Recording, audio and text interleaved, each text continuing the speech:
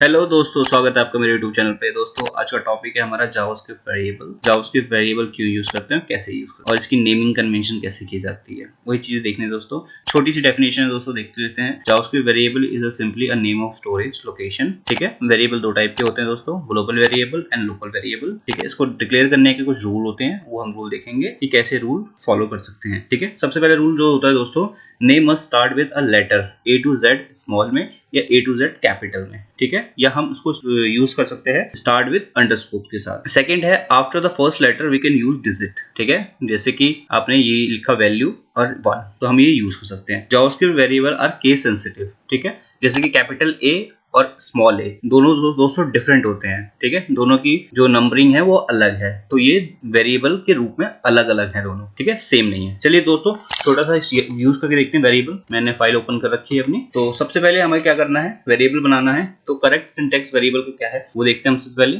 तो हम लिखते हैं वेरिएबल बनाने के लिए दोस्तों लिखना पड़ेगा हमें वॉर के बाद हमें एक कोई नाम देना पड़ेगा। जैसे कि मैंने नाम लिखा है यहाँ पे ए। ये तो हो गया दोस्तों हमारा वेरिएबल बनाने का तरीका, वॉर ए। तो ये हमारा एक वेरिएबल बनके तैयार हो गया। सेकंड होता है दोस्तों वॉर, ठीक है, बी, और यहाँ पे इक्वल टू लगा के अगर हम यहाँ कोई नंबर लिख लेंगे तो दोस्तों ये क्या हो गया, वॉर बी। बी एक वेरिएबल का नाम है, इक्वल टू मतलब हो गया हमारा इसके बाद ये वैल्यू जो है ये बी के अंदर स्टोर कर दो। मतलब जैसे हम मैथमेटिक्स में पढ़ते हैं a इक्वल टू 10, तो यहाँ पे है b equal to 10, same same. और इसका मतलब ये होता है दोस्तों ये लाइन हमारी फिनिश हो चुकी है, आप इसे टर्मिनेट करो ताकि आगे कोड जो इसके नीचे की कोड है वो चल सके। इसके बाद होता है दोस्तों अगर हम एक और वेरिएबल यूज करना चाहें, जैसे लिखा हमने वॉर अंडरस्कोर वैल्यू। ठीक है, वैल्यू लिख लिया हमने 20। तो ये भी दोस्तों एक वेरिएबल है और ये भी बिल्कुल करेक्ट वेरिएबल है। इनकरेक्ट वेरिएबल देखना चाहें तो भी देख सकते हैं, जैसे हमने लिखा वॉर, हमने लिखा 1 इक्वल्स टू 10। तो दोस्तों एक करेक्ट वे है, नहीं है। ठीक है, ये इनकरेक्ट वे है, ये ऐसे वेरिएबल डिक्लेयर आप नहीं कर सकते। तो ध्यान रखिएगा वेरिएबल डिक्लेयर करने के लिए या तो आप A to Z small use करिए, A to Z capital use करिए, पूरा नाम यूज करिए, या अंडरस्कोर के साथ अपना वेरिएबल आप यूज कर सकते हैं, लेकिन नंबर के साथ अपना वेरिएबल नहीं बना सकते। सिंपल सी चीज है दोस्तों। अगर हमें प्रिंट कराना है किसी के पास भी, तो हमें पास एक प्रिंट के लिए है जिसमें हम कहते हैं डॉक्यूमेंट टर्मिनेट। दोस्तों ये फंक्शन है डॉक्यूमेंट डॉट राइट का। इसके अंदर हम अपना कोई भी वेरिएबल पास कर सकते हैं जिसकी वैल्यू हमारे पे यहाँ पे दे रखी है। जैसे कि b है, तो b की वैल्यू क्या है दोस्तों यहाँ पे 10। अगर मैं यहाँ पे सिर्फ b लिख दूं और इसे सेव कर दूं यहाँ पे और यहाँ कर दूं रिफ्रेश अपनी पेज को, देखिए यहाँ पे क्या वैल्यू आ गई 10। और इसी की जगह अगर मैं यहाँ पे अंडरस्कोर वैल्यू लिख दूं तो वैल्यू क्या आनी चाहिए दोस्तों, सही तरह जल्दी से कमेंट में। यहाँ पे वैल्यू है 20, तो यहाँ पे आनी चाहिए 20। तो ये दोस्तों एक छोटा सा सिंटेक्स है वेरिएबल डिक्लेरेशन का कि हम वेरिएबल कैसे डिक्लेयर कर सकते हैं। इसी में छोटा सा फंक्शन बना के दे सकते हैं।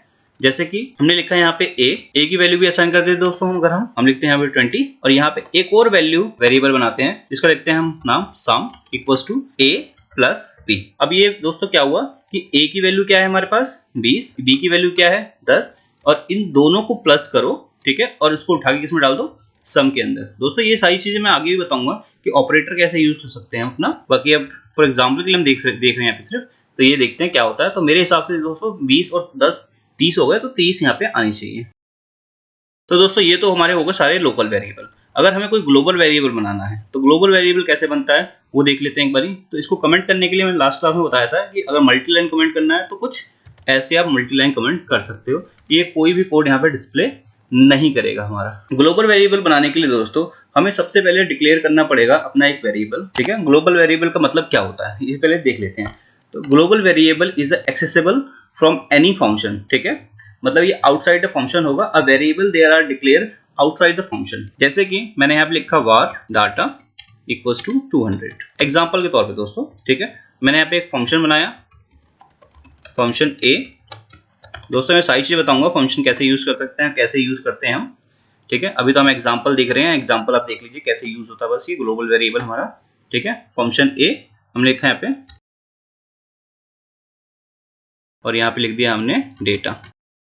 और सेम फंक्शन दोस्तों हमने फिर से बनाया एक और। ठीक है, और एक और बनाया। हमने तीनों फंक्शन के नाम हमने अलग अलग कर लिए, a b और यहाँ पे c। ठीक है, और तीनों फंक्शन में दोस्तों सेम डेटा यूज हो रहा है। यहाँ पे हम लिख देते हैं, फंक्शन कॉल कर लेते हैं। ठीक है, यहाँ पे अगर हम लिखूं एक फंक्शन कॉल हो गया, 2 और ये तीसरा। सेव करते हैं और यहाँ करते हैं रिफ्रेश। देखिए तो हमारी तीनों फंक्शन की वैल्यू आ गई, मतलब 200 200 200 हमारे तीनों फंक्शन चल रहे हैं। तो दोस्तों ऐसे यूज कर सकते हैं अपना ग्लोबल वेरिएबल। हमने एक वेरिएबल यहाँ पे यूज कर लिया एंड आफ्टर दैट हम अपने सारे फंक्शन के अंदर यूज कर सकते हैं उस ग्लोबल वेरिएबल को। ग्लोबल मतलब ग्लोबली, आप कहीं भी उसे यूज करते हैं। ठीक है दोस्तों, छोटी सी क्लास दोस्तों वेरिएबल के बारे में। ठीक है, बाकी हम मिलते हैं अपनी नेक्स्ट वीडियो में।